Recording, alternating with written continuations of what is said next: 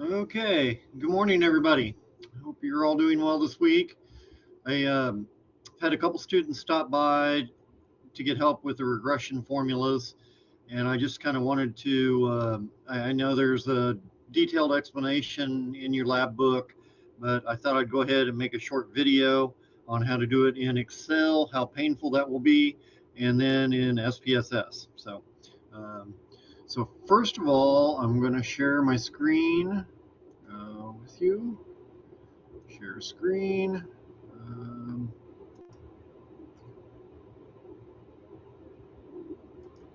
okay, so here you should see our sharing Excel database online. And I believe what I'm going to use is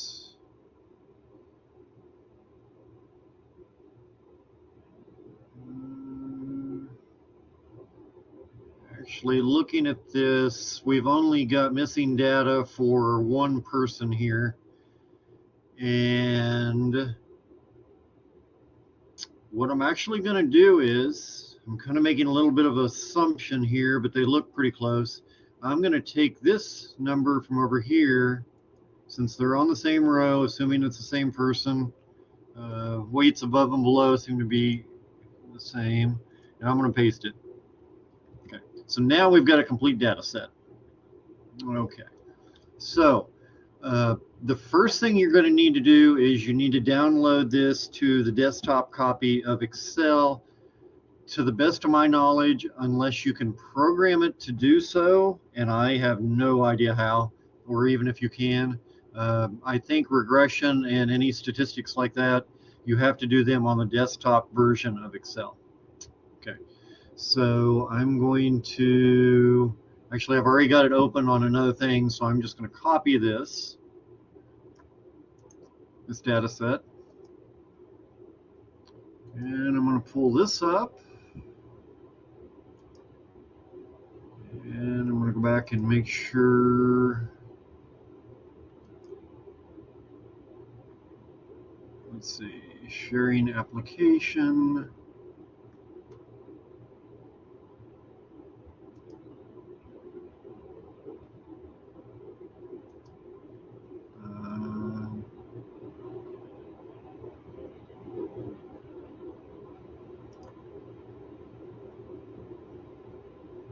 So let's see, I want to, sorry about this. Okay, so I had to stop sharing that, and I'm going to now share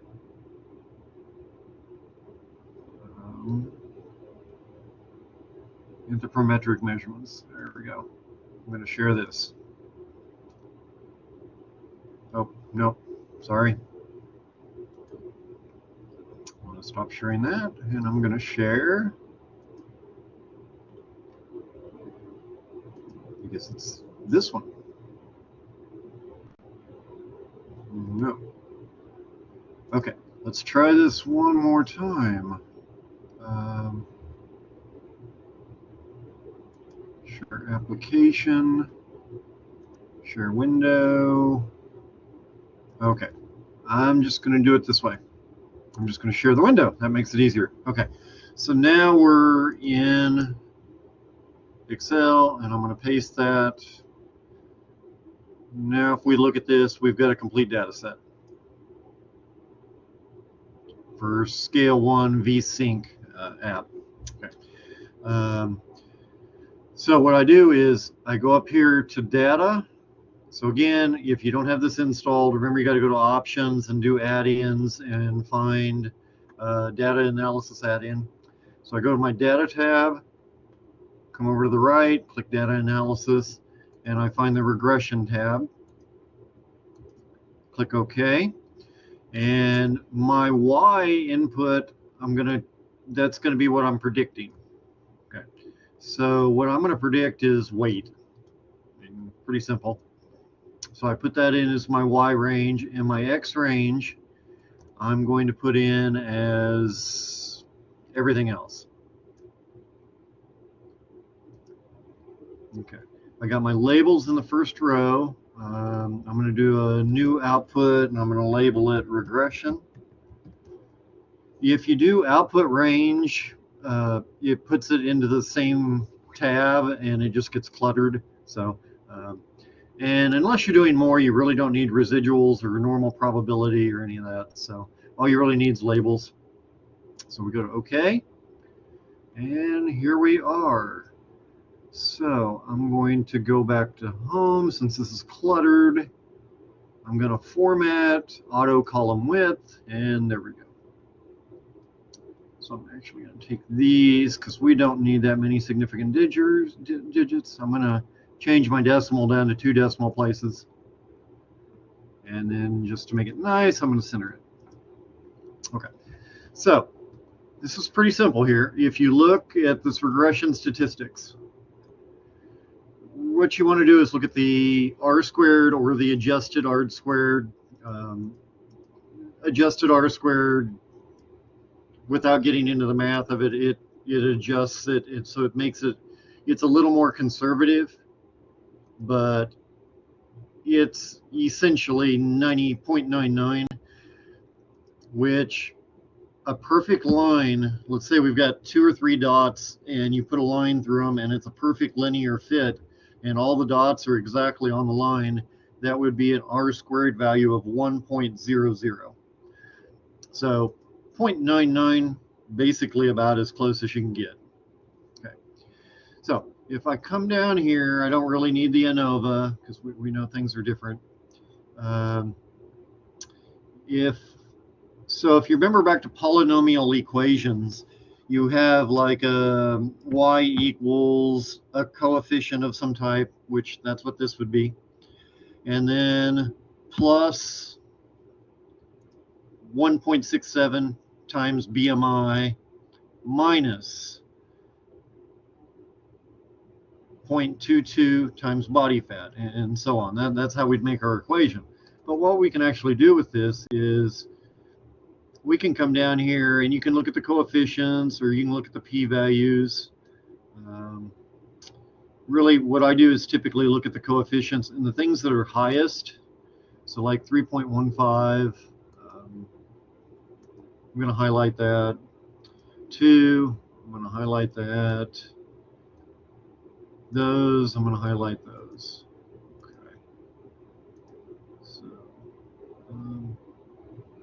So we got body water. So actually, let's just make it easy and let's get rid of that one for now. Okay. So I picked these 4 coefficients because if I made my equation from this, I'd have 1, 2, 3, 4, 5, 6, 7, 8, 9, 10, 11, 12. I would have a polynomial equation with 12 different variables. And that's just ridiculous. I mean, it's a good prediction, but I may be able to get really close to that with just 4 variables that have a high coefficient. So I'm going to go back and I'm going to try, so body water through protein. I'm going to run my analysis again. I'm going to do all the same thing, but now I'm going to pick, hold on, what did I say? Body water through protein. Body water through protein. Okay, and I'm going to make this regression 1. So I make a new tab for it. And I'll do the same thing, click OK. And again, I'm going to go back to home. I'm going to format cells, 2 decimal points. I'm going to auto column width, and there we go. So R squared 0.96, adjusted R squared 0.95. So we're basically predicting 95% of the data that we sampled with this equation. And we only have 4 variables. Okay. So if we wrote this out again, it would be y, and y would be weight. So weight equals 1.66.6 minus 8.34 times body water plus 9.47 times skeletal muscle plus 23.02 times body mass minus 8.75 times protein. And that's our equation. So we should be able to put variables in for those and predict what somebody's body mass is and being 95% accurate, more or less. So that's what we're doing. And when you do this, you can predict any of them you want, okay? It doesn't matter. I mean, it's probably better if you don't predict what I already did. I mean, if you want to do it to see if you can get the same thing, that's great. Okay, so if I go back, that's Excel. That was pretty easy. What I'm going to do is I'm going to take this, and again, I'm going to copy it. And I got my SPSS screen up here. I got my data screen. And I'm going to paste. So I click the first box, and I right-click my mouse, and I get an option of paste with variable names. And there's our data. Okay. And we got the labels. Then we go to variable view, and you can see they're all named. Okay. Here's the labels. So we're good to know. Go. The only other thing you might do here is we don't have any missing values, so we don't have to worry about that. But the measures, what type of data it is, they're all scale. It's all scale data here. So you could change all those to scale. Sometimes when you do SPSS, it matters what the data type is. Some statistical tests you can do scale, some you need ordinal, some you need nominal. Okay. So now I'm going to go back to my data. I'm going to go to Analyze, and I'm going to come down to Regression. So if you have this, real quick, let me see what I've got. I'm using version 29. So they've updated a few things, and the regression, some of it. So kind of a new feature is this automatic linear modeling. And I actually tried it with somebody from class yesterday, and truthfully, I don't know what it did. I don't know what it made. I really didn't know how to interpret it, so I'll have to play with that a little bit. You can go right here and go to linear, which is more or less what we just did in Excel, or if you're not sure how your data fits, you can go to curve estimation. So let's do that real quick. So again, we're going to predict weight, and we're going to make our dependent variables this. Okay. So if you get confused, independent, dependent, sometimes we call them factors. There's different names for them. Here, there's only an option for one variable. So that's the variable you're going to predict. You're not predicting multiple variables, you're predicting one. And then the other one is kind of not very scientific, but it's where all the other variables go. Okay. So include constants in equation. If I had a lot of stuff, case labels would be like if we put your student numbers in with this. And it would actually mark maybe outliers or other numbers that don't quite fit the equation. So you could go back and look at it and see if you want to do something with it.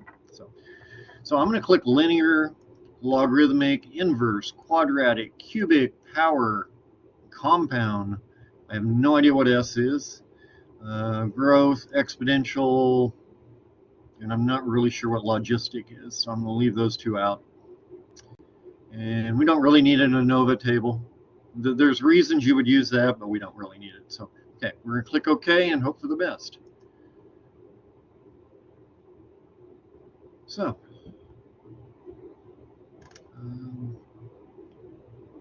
what did we get? So come over here, curve fit. So here's my model name. Here's my dependent variables, my independent variables weight, constant included. Gives me a sample size 26. Here's basically our data. So it tells us that we had 26 positive variables for each one. There were no zeros, there were no negative values, there's no missing values, so that's all good.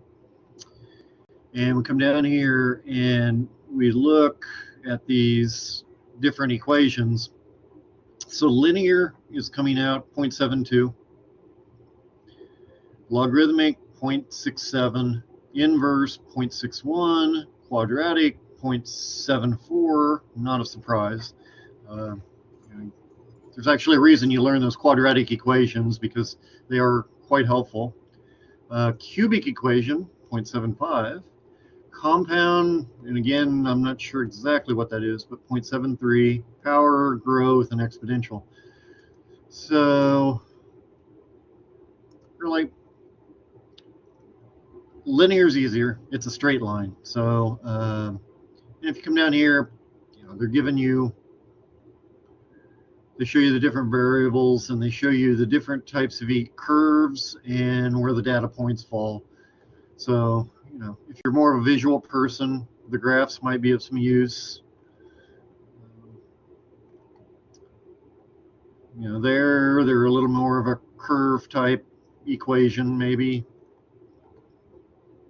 They're pretty linear. It's linear, but it's inverse. It's going down. And skeletal, that's inner. Yeah, that actually makes sense. Body weight versus skeletal muscle percent. The more you weigh up to a certain point, basically the less muscle mass you have. So, basically what you can determine from that is we don't have a class full of bodybuilders. If you looked at bodybuilders, that would probably be the opposite. Okay. Weight here, it's kind of interesting. So as weight increases up to a certain point, then bone mass is actually decreasing. That's curious. Protein, same thing, an inverse relationship. BMR, of course, as weight goes up, BMR goes up. Basal metabolic rate. So anyway, those are the graphs. You don't really need to do much with them, but so from this, I'm just going to stick with linear.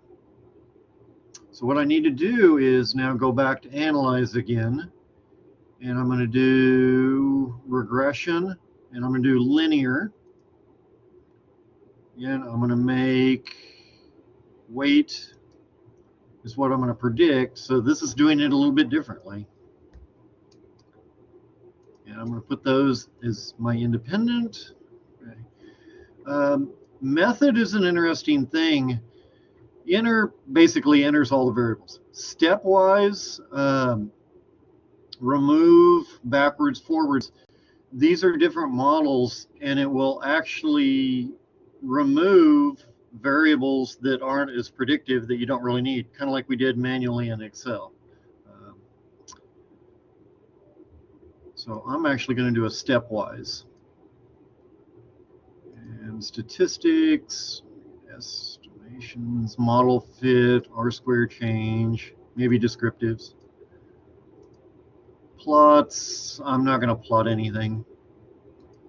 Options, I'm not. Okay, so F value, entry remove for stepwise. Okay, and I'm going to click OK. So there's our averages. Here's our correlations. Okay, so stepwise criteria.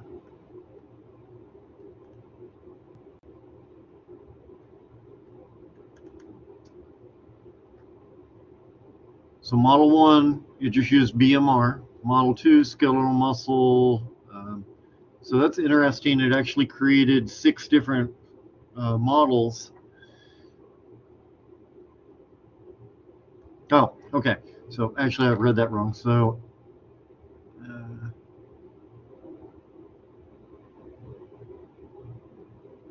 yeah. So A is just BMR. B is BMR and skeletal muscle. C is BMR skeletal muscle. So just using metabolic rate, we can predict about 86%. We jump up to BMR and skeletal muscle, that's 98%, 97% R squared. Adjusted R squared, 97. Okay. So then I scroll down, and here's my coefficients. So if I was just going to use model 1, it would be weight equals negative 54.3 or 54.4 plus 0.139 times BMR. That would be my prediction equation. Here, if I want to use 2, or if I go all the way down here, be weight equals 283 plus 0.105 times BMR minus 3.582 times skeletal muscle, and so on. Okay, and that's how you make your equation. Okay, so very, very similar. This, I think SPSS again gives you a little more detailed information for regression, just like it does every other thing. It's a statistics program. So, but you've got examples, so you can do it in either or Excel or SPSS. So you definitely want to include in your report, maybe some graphs would be nice, descriptives, your R squared values, and you want your equations. I mean, actually, out of all that, the equation is the most important thing, because that's what the regression is. Regression is, another name is prediction formula.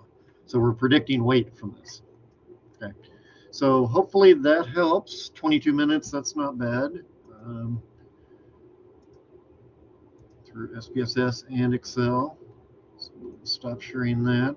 So please let me know if you have any questions, or if you have any trouble. I can extend the due date on this if you need more time to work on it. But it really, I just did all the statistics in 2 completely different programs, explaining it while I was doing it in 22 minutes. So it really shouldn't take a whole lot of time to do it. So anyway, I'll go ahead and end this, and hopefully that helps, and I will send this out to you and post it. Okay, I'll see you all on Thursday.